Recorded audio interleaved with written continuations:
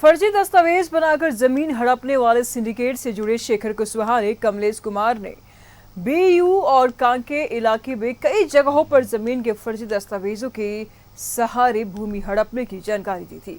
मामला सामने आने के बाद ईडी ने समन कर कमलेश कुमार को रांची जोनल ऑफिस में पूछताछ के लिए बुलाया था, लेकिन कमलेश फरार हो गया था। कमलेश पूर्व में कांके में बीयू के जमीन पर अवैध कब्जे के मामले में जेल जा चुका है। कांके पुलिस ने इस मामले में उसे जेल भेजा था। जानकारी के मुताबिक गैर मजरूआ जमीन के दस्तावेजों में हेरफेर का कमलेश ने राज्य के कई पुलिस अफसरों को भी जमीन बेची थी। इनमें पूर्व डीजीपी डी.के. पांडे से जुड़ा मामला चर्चित रहा था। कमलेश के खिलाफ गोंदा थाने में भी ठगी का केस दर्ज है। ईडी को जानकारी मिली है कि कांके रिजॉर्ट में भी कमलेश की हिस्सेदारी रही है।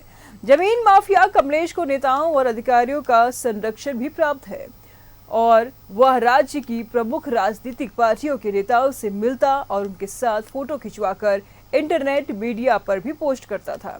उसके अधिकारियों से भी घनिष्ठता थी। यही वजह है कि अब तक आधा दर्जन से अधिक मामलों में संदिग्ध होने के बावजूद आज तक उस पर कड़ी कानूनी कार्रवाई नहीं हुई।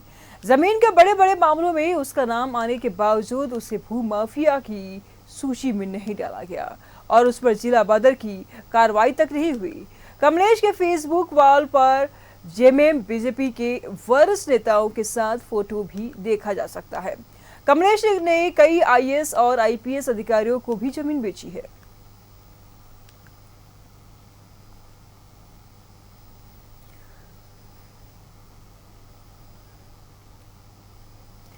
तमाम जानकारी के लिए इस वक्त हमारे साथ न्यूज रूम से दीपक जुड़ चुके हैं। दीपक, काला धन का कुबेर कैसे बना ये कमलेश? एक मामूली जर्नलिस्ट फोटोग्राफर इतना बड़ा कारोबार कैसे संभाल रहा है? अवैध कारोबार कैसे संभाल रहा है? इसको तो अवैध ही कहा जाएगा। दीपक, बिल्कुल, देखिए, कमलेश कुमार इतने कम समय में महज 10 साल में करोड़ों की संपत्ति का मालिक बना, तो इसके पीछे की अगर वजह आप जाने तो कई अधिकारियों का उन्हें सपोर्ट मिला, कई राजनेताओं के जो है संरक्षण मिला और उसके आधार पर ही जो है वो एक कम समय में 10 साल में ही करोड़पति बन गया।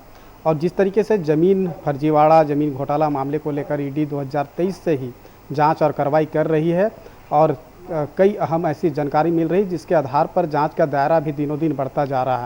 आपको याद होगा कि जब 2023 में सेना की कब्जे वाली 4 एकड़ 55 डिसमिल ज़मीन की फर्जीवाड़ा मामले में जब ईडी ने कार्रवाई की थी तो बड़गाई अंचल के उप राजस्व कर्मी भानु प्रताप ठिकाने से कई ज़मीन के दस्तावेज का जखीरा ईडी ने बरामद किया था। इसके अलावा अफसर अली, जो कि ज़मीन के फर्जी दस्तावेज बनाने के जो सिंडिकेट का सरगना है, उनके ठिकाने पे 36 डीड मिले थे और उन 36 डीड में कई ऐसे डीड थे जो कांके क्षेत्र के ज़मीन से संबंधित था और उस ज़मीन की खरीद बिक्री जो है वो कमलेश कुमार के द्वारा जो है वो किया गया था।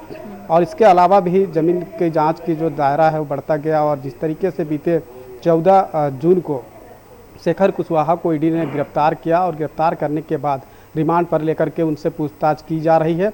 6 दिनों की पूछताछ में ईडी को कई अहम जानकारी मिला जो कमलेश कुमार से जो है वो जुड़ा हुआ था। तो कमलेश कुमार से संबंधित जैसे ही जानकारी मिला उसके बाद ईडी ने कई जो है बार कमलेश कुमार को समन भी भेजा था और पूछताछ करना चाहती थी ईडी, लेकिन वो समय की मांग करता रहा और आखिरकार वो फरार हो गया, जिसके बाद ईडी के जो अधिकारी है वो कमलेश कुमार के ठिकाने पे दबिश दी। और सवाल ऐसे में ये उठ रहा है कि कई सारे आईएएस आईपीएस अधिकारियों को भी इसने जमीन बेची जिसका नाम सामने आ रहा है और हालांकि इनमें इन अधिकारियों के नाम हाईलाइट भी हुआ है बीच में।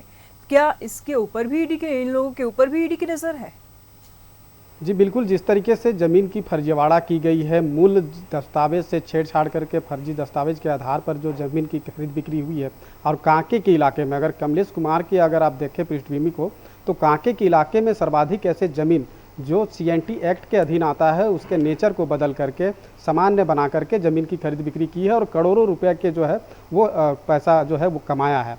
तो कांके क्षेत्र में एक विवादित ज़मीन था जिसको लेकर के स्थानीय लोग कई बार आंदोलन भी किए, बड़े पैमाने पर आंदोलन किए, जो कि जिसमें अभी कई ऐसे बड़े अधिकारी हैं उन लोगों को ज़मीन कमलेश कुमार के द्वारा बेचा गया है और वो ज़मीन कांके के नगड़ी मौजा में है, जिसमें अगर आप बात करें तो झारखंड के जो पूर्व डीजीपी रहे हैं DK पांडे, उनको भी ज़मीन दिया है कमलेश कुमार ने। इसके अलावा भी कई ऐसे बड़े अधिकारी हैं जहां पर ज़मीन की खरीद बिक्री जो है कमलेश कुमार के द्वारा किया गया है और वहां बड़े अधिकारी घर बना करके रह रहे हैं। कई जो भवन है वो आध निर्मित भी है। और इसके अलावा कांके रोड के ठीक समीप जो जुमार पुल है, जो एग्रीकल्चर कॉलेज के ठीक पीछे ज़मीन है, और वो ज़मीन भी विवादों में सामने आया था। और उस ज़मीन पर जो मिट्टी भर करके, चूँकि वो नदी था और नदी जानते हैं कि जो ज़मीन है वो ग्रीनलैंड में आता है, उस ज़मीन पर मिट्टी भरकर समतलीकरण करके उस ज़मीन को बेचा है। तो ऐसे कई ज़मीन है जो कांके क्षेत्र में कमलेश कुमार के द्वारा बेचा गया। तो हम वही बता रहे थे कि जब शेखर कुशवाहा से जो पूछताछ हुई थी, उस पूछताछ में भी शेखर कुशवाहा ने ईडी के अधिकारियों को बताया था कि उनके साठगांठ से और कमलेश कुमार के द्वारा जो है फर्जी दस्तावेज के आधार पर कई ज़मीन जो है वो कांके क्षेत्र में बेचा गया है। तो इस लिहाज से भी हम लोग इस चीज़ को देख रहे थे कि और 4 दिन की जो पुलिस ईडी रिमांड जो बढ़ाई गई है शेखर कुशवाहा की, तो कमलेश कुमार और ऐसे कई लोग हैं जिन लोगों को समन किया है ईडी के द्वारा, अधिकारियों के द्वारा किया गया है। तो उन लोगों को शेखर कुशवाहा से आमने सामने बैठा करके पूछताछ करना चाहती थी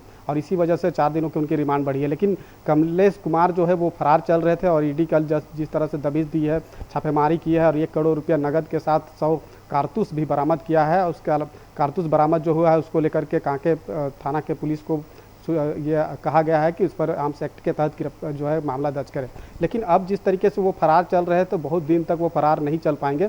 ईडी के जो गिरफ्त में वो जरूर आएंगे और जब ईडी गिरफ्तार करेगी तो रिमांड पर लेकर के भी पूछताछ करेगी, तो उसमें भी कई अहम जानकारी मिलेगा कि कमलेश कुमार जो है वो किन किन इलाकों में कितनी ज़मीन की अवैध तरीक़ा से खरीद बिक्री की है।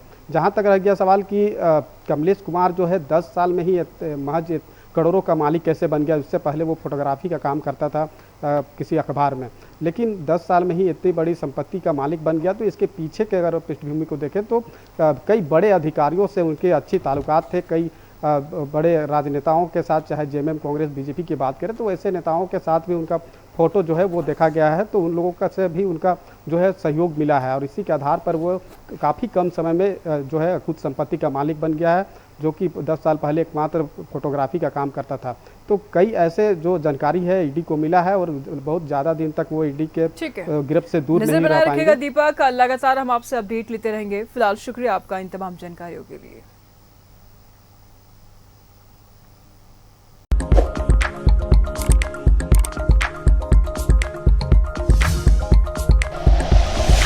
Like and share videos, subscribe करें हमारा चैनल और प्रेस करें बेल आइकॉन। News 11 भारत, सच है तो दिखेगा।